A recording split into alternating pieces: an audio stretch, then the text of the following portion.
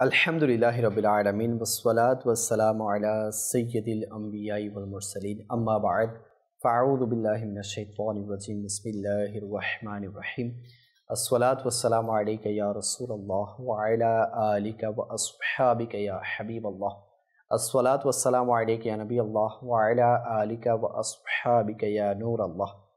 মাদানী চ্যানেলের দর্শক শ্রোতা, হাজির হয়েছি মাদানী চ্যানেলের অনুষ্ঠান নিয়ে, যার নাম হচ্ছে আম্বিয়া কিরাম আলাইহিমুস সালামের সুন্নাত।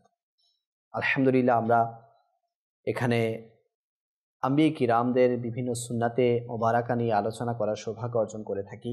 আজকে ইনশাআল্লাহ আজ্জা ওয়া জাল আপনাদের সামনে একটি সুন্নাত সম্পর্কে আলোচনা হবে। তো আপনারা ভালো ভালো নিয়ত সহকারে বসুন, মনোযোগ সহকারে অনুষ্ঠানকে দেখতে থাকুন এবং আমল করারও নিয়ত করে নিন। আল্লাহ পাক আমাদের সবাইকে আমল করার তৌফিক দান করুন। দরুদে পাকের ফজিলত দিয়ে শুরু করছি। নবী করিম সাল্লাল্লাহু আলাইহি ওয়াসাল্লামের ফরমান, যে ব্যক্তি দৈনিক 1000 বার দরুদে পাক পাঠ করবে, আল্লাহ করিম ততক্ষণ পর্যন্ত ওই বান্দাকে মৃত্যু দিবে না, সেই বান্দা ততক্ষণ পর্যন্ত ইন্তেকাল করবে না যতক্ষণ না জান্নাতে তার ঠিকানা দেখে না নেয়। জান্নাতে কোন জায়গায় তার অবস্থান হবে, ঠিকানা হবে, সেটা দেখে না নেওয়া পর্যন্ত ওই বান্দার ইন্তেকাল হবে না, মৃত্যু হবে না, যদি ডেইলি 1000 বার দরুদে পাক পাঠ করে। দরুদে পাক অনেকগুলো হতে পারে। সাল্লাল্লাহু আলা মুহাম্মদ সাল্লাল্লাহু আলাইহি ওয়াসাল্লাম, আসসালাতু ওয়াসসালামু আলাইকা ইয়া রাসূলুল্লাহ, আসসালাতু ওয়াসসালামু আলাইকা ইয়া হাবিবাল্লাহ। যে কোনো দরুদ শরীফ আপনারা পড়তে পারেন, দরুদ ইব্রাহিম পড়তে পারেন। এছাড়াও আরও অসংখ্য দরুদে পাক কিতাবের মধ্যে এসেছে। আল্লাহ পাক আমাদের সবাইকে দরুদ শরীফের উপর আমল করার তৌফিক দান করুক। সাল্লু আলাল হাবিব সাল্লাল্লাহু তাআলা আলা মুহাম্মদ সাল্লাল্লাহু আলাইহি ওয়াসাল্লাম। দর্শক, আম্বিয়া কিরাম আলাইহিমুস সালাম এনারা এমন ব্যক্তিত্ব যাদের না কোনো গুনাহ ছিল, না কোনো পাপ ছিল, না তাদের কোনো দোষ ছিল। এনারা পুত পবিত্র ছিলেন আর এদের প্রত্যেকটি কাজ বরকতপূর্ণ ছিল। এনাদের প্রত্যেকটা আমল উম্মতের নাজাতের মাধ্যম ছিল। তো আম্বিয়া কিরাম আলাইহিমুস সালামের যে সুন্নাতে মোবারকা আমরা শুনে আসছি, তার মধ্যে অন্যতম একটি সুন্নাত হচ্ছে দোয়া করা। আম্বিয়া কিরাম আলাইহিমুস সালাম ইনারা দোয়া করতেন বেশি বেশি। নিজের জন্য দোয়া করতেন, নিজের মা বাবার জন্য দোয়া করতেন, সকল মুসলমানের জন্য দোয়া করতেন। জি হ্যাঁ, তো আজকে ইনশাআল্লাহ আজ্জা ওয়া জাল আমরা বিশেষ করে যে বিষয়টি আমরা নিয়ে এসেছি সেটা হচ্ছে মা বাবার জন্য দোয়া করা সুন্নাতে আম্বিয়া, অর্থাৎ নিজের মা বাবা, ফাদার অ্যান্ড মাদার, প্যারেন্টসের জন্য দোয়া করা আম্বিয়া কিরাম আলাইহিমুস সালামদের সুন্নাত। তো সে সম্পর্কে আজকে আপনাদের সামনে কিছু আলোচনা করার ইনশাআল্লাহ সৌভাগ্য অর্জন করব। হযরত নূহ আলা নবীনা ওয়া আলাইহিস সালাতু ওয়াস সালাম, আমরা জানি যে আল্লাহ পাকের একজন নবী, আর ইনি আল্লাহ তাআলার এমন বান্দা যিনি অনেক বেশি শুকরিয়া আদায় করতেন। শুকর গুজার বান্দা যদি বলা হয়, নবী যদি বলা হয়, নূহ আলা নবীনা ওয়া আলাইহিস সালাতু ওয়াস সালামের নাম মোবারক চলে আসে। অত্যাধিক শুকরিয়া আদায় করতেন। আর উনি এমন নবী ছিলেন যে অনেক বেশি আল্লাহ তাআলার ভয়ে ক্রন্দন করতেন, আল্লাহ তাআলার ভয়ে কান্না করতেন। এজন্য ওনার নাম নূহ হয়েছে, অত্যাধিক ক্রন্দনকারী।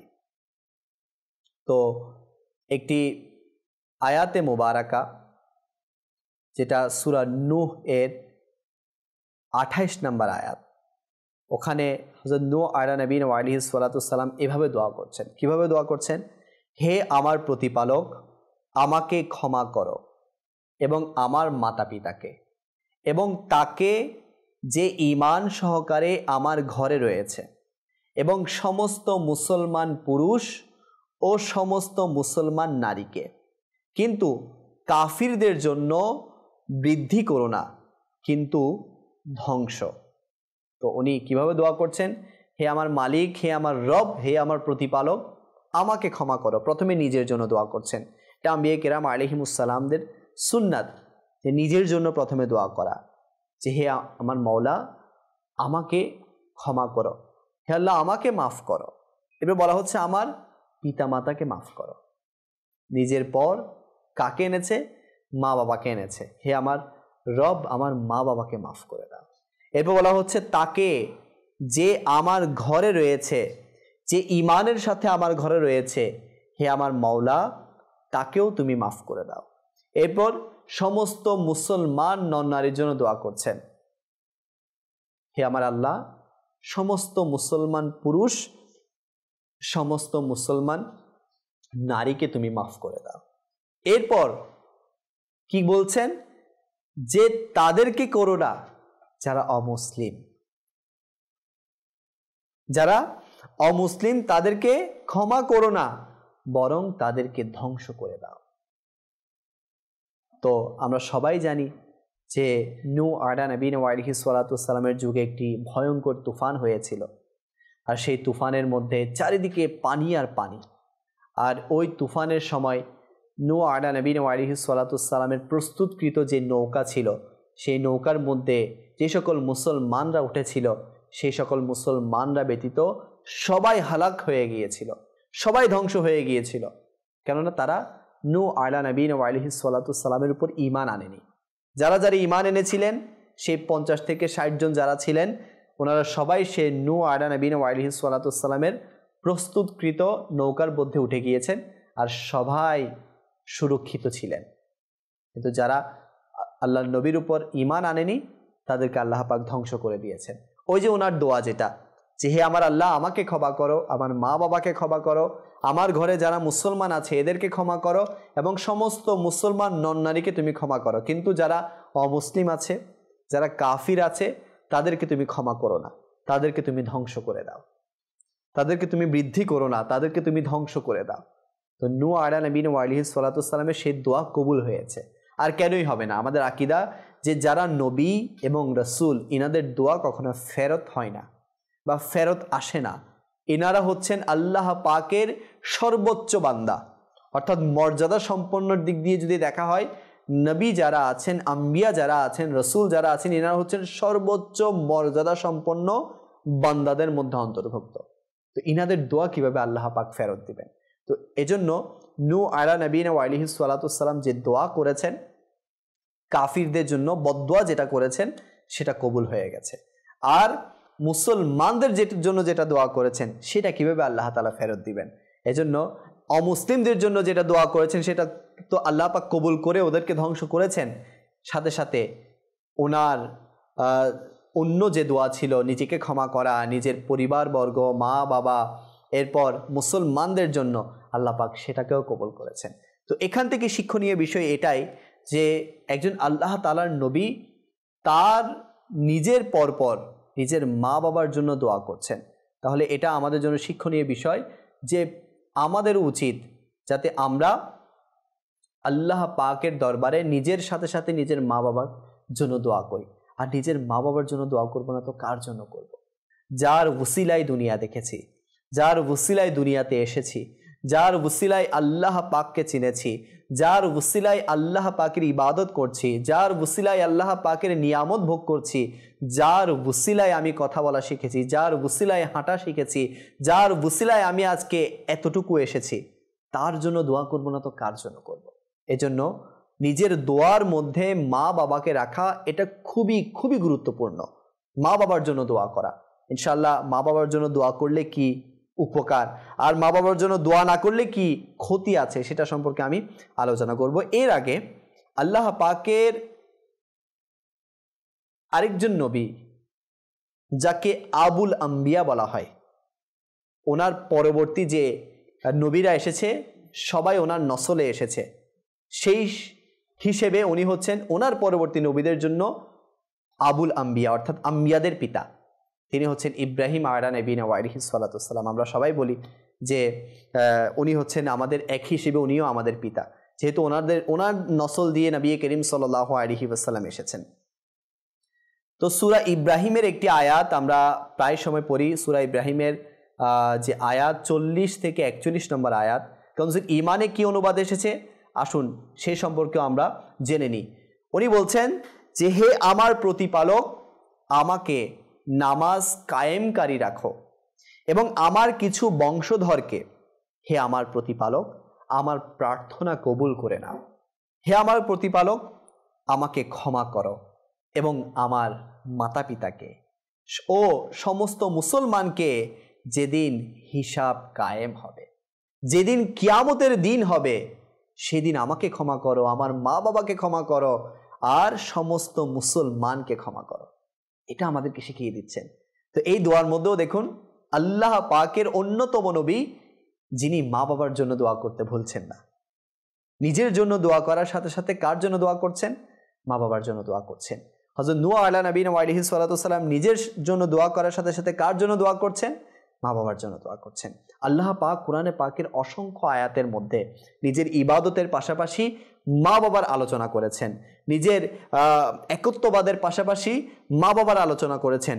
যেখানেই নিজের আলোচনা করেছেন এর পাশেই মা বাবার এহতেরাম, সম্মান, সদ্ব্যবহার, মা বাবার সাথে ভালো ব্যবহার করার আদেশ দিয়েছেন। তার মানে বোঝা যাচ্ছে যে মা বাবার আহমিয়াত কতটুকু, মা বাবার ইম্পর্টেন্স কতটুকু, মা বাবার গুরুত্ব আমাদের জীবনে কতটুকু, যে আল্লাহ পাক খুদ আমাদেরকে এই ব্যাপারে আদেশ দিচ্ছেন যে তোমরা তোমাদের মা বাবার ব্যাপারে সদাচরণ করো, মা বাবার জন্য দোয়া করো, মা বাবার সাথে ভালো ব্যবহার করো, আর মা বাবার উপর দয়া করো। মা বাবার উপর দয়া করার অনেক পন্থা আছে। আপনি মা বাবার খেদমত করলেন, এটা মা বাবার উপর দয়া। মা বাবার ইচ্ছাকে প্রাধান্য দিলেন, মা বাবার উপর দয়া। মা বাবার পছন্দ নিয়ে জিনিস আজকে ঘরে নিয়ে গেলেন, এটা মা বাবার উপর দয়া। শেষ বয়সে মা বাবার খেদমত করলেন, মা বাবার দয়া। জীবিত থাকতে এবং দুনিয়া থেকে চলে যাওয়ার পরও মা বাবার জন্য দোয়া করা, এটা মা বাবার উপর দয়া। অনেক ওলামায়ে কেরাম বলেন যে আমরা নামাজ পড়ি না, 5 ওয়াক্ত নামাজ পড়ি। নামাজ পড়ার মাধ্যমে বান্দা আল্লাহর হক আদায় করে, আর প্রতি ওয়াক্ত নামাজের পরে মা বাবার জন্য দোয়া করে বান্দা মা বাবার হক আদায় করে। একটা হচ্ছে আল্লাহর হক, একটা হচ্ছে মা বাবার হক। আল্লাহর হক আদায় হয় যখন আমরা 5 ওয়াক্ত নামাজ পড়ি, আল্লাহর দেয়া বিধানকে মেনে চলি।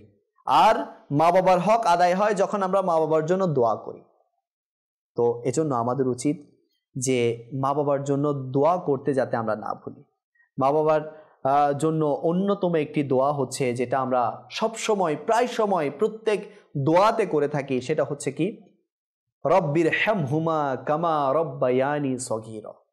এটা বনি ইসরাইলের 24 নম্বর আয়াত, কোরআনে পাকের এটা আয়াত। রব্বির হামহুমা কামা রব্বায়ানি সগীরা।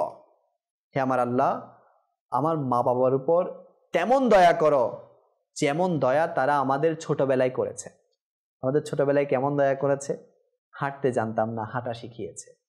খেতে পারতাম না, হাতে ধরে খাওয়াইয়েছে। বলতে পারতাম না, বলা শিখিয়েছে। আমরা একটা কাজ অনেকবার মা বাবাকে দিয়ে করিয়েছি, নারাজ হননি, দয়া করেছে। তো আমার মা বাবারা শৈশবে, ছোটবেলায়, শিশু অবস্থায় যেমন দয়া করেছে, হে আল্লাহ তুমি তাদের উপর তেমন দয়া করো। মা বাবা যখন বৃদ্ধ হয়ে যায়, বয়স্ক হয়ে যায়, এরাও কিন্তু ছোট ছোট বাচ্চাদের মতো হয়ে যায়। তো আমাদের উচিত যে এই অবস্থায় তাদের খেয়াল রাখা, তাদের জন্য দোয়া করা, হে আমার মওলা রব্বির হামহুমা কামা রব্বায়ানি সগীরা। আর যেহেতু এটা কোরআনের আয়াত, কোরআনের একটি হরফ পাঠ করলে 10টা নেকি। আপনি যদি এটা নিজের ওজিফা হিসেবে নিয়ে নেন, তাহলে কোরআনে পাকের আয়াত পাঠ করার সওয়াবও মিলে যাবে। যদি 50 বার পাঠ করেন, 50 বার মা বাবার জন্য দোয়া হয়ে যাবে। 100 বার পাঠ করলে 100 বার মা বাবার জন্য দোয়া হয়ে যাবে। অর্থাৎ ওজিফা, দোয়া, কোরআনে পাকের আয়াত তেলাওয়াতের মাধ্যমে নেকিও মিলে গেল। আল্লাহ পাক কত ব্যবস্থা করে দিয়েছেন আমাদেরকে দোয়া করার, মা বাবার উপর দয়া করার। আল্লাহ পাক আমাদের সবাইকে মা বাবার জন্য দোয়া করার তৌফিক দান করুক। স্বয়ং নবী করিম সাল্লাল্লাহু আলাইহি ওয়াসাল্লাম আপন পিতামাতার জন্য দোয়া করতেন। আর নবী পাক সাল্লাল্লাহু আলাইহি ওয়াসাল্লাম ইরশাদ করেন, যে ব্যক্তি তার মা বাবার জন্য দোয়া করা ছেড়ে দেয়, তার রিজিকের মধ্যে সংকীর্ণতা চলে আসবে, রুজি রোজগারে বরকত চলে যাবে। যারা মা বাবার জন্য দোয়া করা ছেড়ে দেয়, ভাই কিছু দরকার নাই, আপনি কোনো দোয়া করার দরকার নাই। শুধু যখনই দোয়া করবেন 5 ওয়াক্ত নামাজের পর এই দোয়াটা শামিল রাখবেন, রব্বির হামহুমা কামা রব্বায়ানি সগীরা। এটা রাখলেই হয়ে যাবে। এটা হচ্ছে জামে দোয়া, মকবুল দোয়া, আল্লাহ পাকের দরবারে অনেক মকবুল একটি দোয়া। তো এজন্য এই দোয়াটা যদি আমরা ওয়াজিফা হিসেবে নিয়ে নেই, আর এটা জেহেনের মধ্যে নিয়ে নেই, মাইন্ডের মধ্যে নিয়ে নেই, কোনো দোয়া করি বা না করি, নিজের মা বাবার জন্য 5 ওয়াক্ত নামাজের পরপর দোয়া করব। ইনশাআল্লাহ রুজি রোজগারে বরকত হবে, আর নয়তো অভাবের মধ্যে পড়ে যাবেন।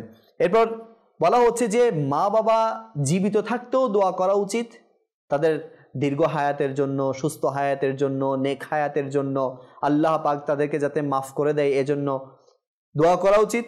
তাদের ইন্তেকালের পরেও দোয়া করা উচিত। বলা হচ্ছে মা বাবার মৃত্যুর পর তাদের কি হক, অর্থাৎ যখন মা বাবা থাকে তাদের তো হক হচ্ছে তাদের খেদমত করতে হবে, সেবা করতে হবে, তাদের কথা মেনে চলতে হবে। কিন্তু মা বাবা যখন ইন্তেকাল করে এর পরে কি হক, একজন সন্তানের উপর কি কি হক থাকে মা বাবার। তো বলা হচ্ছে মৃত্যুর পর মা বাবার যে হক সেটা হচ্ছে বিনা অলসতায় তাদের জন্য সদা সর্বদা দোয়া ও ইস্তেগফার করা। মৃত্যুর পর মা বাবার জন্য যেটা হক আর যেটা খুবই গুরুত্বপূর্ণ, কেননা মৃত্যুর পর একটা বান্দার কি চায়, তাদের কি প্রয়োজন, তাদের দোয়াই তো প্রয়োজন না। যখন কোনো একটা বান্দা কবরে চলে যায় সে দুনিয়ার আর কি পাবে, কিছুই পাবে না, শুধু কেউ দোয়া করলে সেই দোয়াটা তার কবরের মধ্যে পৌঁছবে। তো বলা হচ্ছে মা বাবা ইন্তেকালের পর একটা সন্তানের উপর হক হচ্ছে মা বাবার জন্য বেশি বেশি দোয়া করা, ইস্তেগফার করা। এরপর বলা হচ্ছে মৃত্যুর পর মা বাবার প্রতি হক এটাও যে ওনাদের জন্য বিভিন্ন সৎকা করা, ওনাদের নামে সৎকা করা, যে এই সৎকাটা মসজিদে আমি মার জন্য দিচ্ছি, মার কবরে যাতে এই সওয়াবটা পৌঁছায় এই জন্য আমি মসজিদে সৎকা দিচ্ছি, মাদ্রাসায় সৎকা দিচ্ছি, কোনো ফকির মিসকিনকে খাওয়াচ্ছি, কোনো ভালো জায়গায় দান করছি।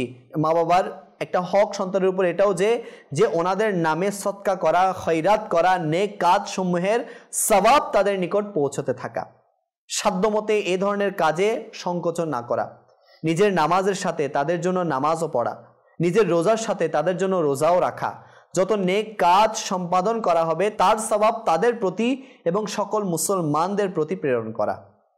এতে সকলের নিকট সওয়াব পৌঁছবে এবং সওয়াবের মধ্যে বিন্দু মাত্র কোনো কম হবে না, উত্তরোত্তর বৃদ্ধি পাবে। তো বলা হচ্ছে মা বাবা ইন্তেকালের পর ভালো ভালো যে কাজগুলো করা হবে এগুলো মা বাবার নামেও করা। আপনি নামাজ পড়ছেন, মা বাবার নামেও কিছু নফল নামাজ পড়ুন। হে মালিক, আমি এই নামাজগুলো আমার মা বাবার সওয়াবের জন্য, রুহে যাতে সওয়াব পৌঁছায় এই জন্য আমি নামাজগুলো পড়ছি। রোজা রাখছি, ওনাদের নামে রোজা রাখছি। হ্যাঁ, কেউ ওমরা করতে গিয়েছে, ওনাদের নামে ওমরা করছি। এই সওয়াবগুলো মওলা তুমি আমার মা বাবার আমল নামায় পৌঁছিয়ে দাও। এরপর আরো বলা হচ্ছে যে যদি সম্ভব হয় মা বাবার যে হক, এই হকের মধ্যে ছেলেদের যদি সম্ভব হয় প্রতি জুমাবার তাদের কবর জিয়ারতের উদ্দেশ্যে গমন করা এবং এমন স্বরে সূরা ইয়াসিন শরীফ পাঠ করা যাতে তারা যেন শুনতে পায় এবং এর সওয়াব তাদের রুহের নিকট পৌঁছে দেয়া। পথের মধ্যে তাদের কবরের পার্শ্ব দিয়ে গমন করলে বিনা সালাম ও ফাতিহা পাঠ করা ব্যতীত যাতে অতিক্রম না করা। অর্থাৎ মা বাবার ইন্তেকালের পর ওনাদের একটা হক হচ্ছে সন্তানের উপর যে আমরা প্রতি জুমাবার কেন, যাদের সম্ভব হয় প্রতিদিন কবর জিয়ারত করবেন। আর যদি তাও সম্ভব না হয় জুমার দিন তো অবশ্যই মা বাবার কবরের পাশে গিয়ে কোরআনে পাকের যা সূরা আপনার জানা আছে এগুলো পাঠ করবেন। কিন্তু উত্তম হচ্ছে সূরা ইয়াসিন শরীফ পাঠ করা, কবরের পাশে গিয়ে সূরা ইয়াসিন শরীফ পাঠ করা। এরপর বলা হচ্ছে যে যখনই আমরা আমাদের মা বাবার কবরস্থানের পাশ দিয়ে যাব অবশ্যই সালাম দিব, আসসালামু আলাইকুম ইয়া আহলাল কুবুর ইয়াগফিরুল্লাহু লানা ওয়া লাকুম আনতুম সালাফুন ওয়া নাহনু বিল আসার। এছাড়া ওখানে দাঁড়িয়ে ফাতিহা শরীফ পড়ব। যদি তাও সম্ভব না হয় একবার দরুদ শরীফ পড়ে আল্লাহকে বলবো, হে আল্লাহ এই দরুদ শরীফ সওয়াব আমার মা বাবা সহ এই কবরের মধ্যে যারা আছে সবার রুহের মধ্যে তুমি পৌঁছিয়ে দাও। এভাবে আমার মা বাবাও শান্তি পাবে, ওই কবরের বাসীর মধ্যে যারা আছে তারাও শান্তি পাবে। এবার বলা হচ্ছে যে তাদের মৃত্যুর পর তাদের আত্মীয় স্বজনের সাথে সৎ ব্যবহার করা, এটাও মা বাবার হক সন্তানের উপর। তো এজন্য আমাদের উচিত যে মা বাবার জন্য বেশি বেশি দোয়া করা, যেহেতু এটা আম্বিয়া কেরাম আলাইহিমুস সালামদের সুন্নাত, নবী করিম সাল্লাল্লাহু আলাইহি ওয়াসাল্লামের সুন্নাত। আর মা বাবা তো মা বাবা, যার তুলনা কেউ হয় না। মা বাবার তুলনা কোনো মানুষের সাথে করা যাবে না। যত মানুষ আপনার জীবনে আসুক না কেন, যত আপন জন আসুক না কেন, তাদের বরাবর, তাদের সমকক্ষের কখনো কেউ হবে না। তাদের মমতার তুলনা কখনো কারো সাথে দেয়া যাবে না। এজন্য ওনাদের জন্য বেশি বেশি দোয়া করা চাই, যে যে ভাষায় জানেন। আচ্ছা, আমি আরবিতে দোয়া অনেকগুলো বলেছি, আপনারা যদি আরবিতে না পারেন বাংলায় করেন, যে যে ভাষায় পারেন ওই ভাষায় করেন, যে যে শব্দ দিয়ে দোয়া করতে পারেন ওই শব্দ দিয়ে করেন। আল্লাহ পাকের কাছে শব্দ কোনো ম্যাটার করে না, বান্দার অন্তর আল্লাহ পাক দেখেন, যে বান্দা কোন অন্তরে কি চাচ্ছে, কি দোয়া করছে, বাস আল্লাহ পাক দয়া করবে। তো এই জন্য মা বাবা যেহেতু অনেক গুরুত্বপূর্ণ পার্সন আমাদের লাইফের জন্য, এনাদের জন্য দোয়া করা যাতে আমরা না ভুলি। আমরা তো শুনেছি যে ওনাদের জন্য দোয়া ছেড়ে দেওয়া মানে রুজি রোজগারে বরকত কমে যাওয়া। তো রুজি রোজগারে কে বরকত কমাতে চায়? সবাই চায় রুজি রোজগারে বরকত আনতে। তো অন্যতম একটা সিম্পল যদি আমি বলি মেথড, সেটা হচ্ছে মা বাবার জন্য দোয়া করেন, রুজি রোজগারে বরকত চলে আসবে।